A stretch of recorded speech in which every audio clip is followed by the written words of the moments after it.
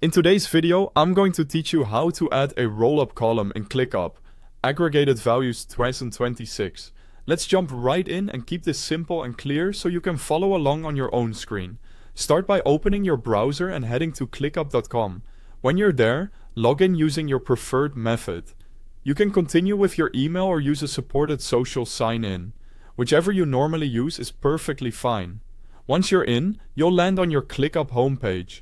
From here, look to the left sidebar where your spaces and projects live. We're heading into your tasks, so navigate into the space and then the specific list you want to work with.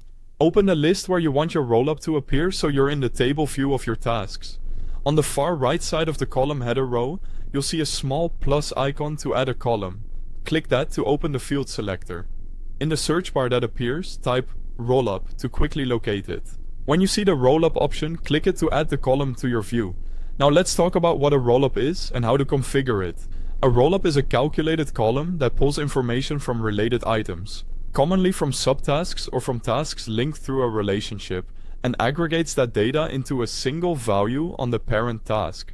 After you add the rollup, you'll choose a few settings. First, pick the source of the data, such as subtasks or a specific relationship you've set up.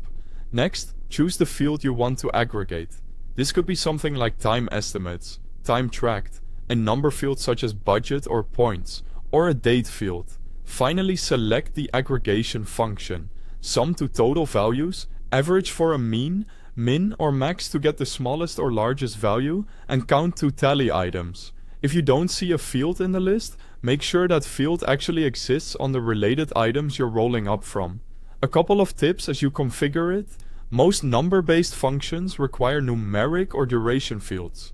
Count works even when values aren't numbers. If you're rolling up dates, min and max are handy for finding the earliest or latest due date across subtasks. You can also adjust how the result displays, like decimal places or units, in the column settings after you add it.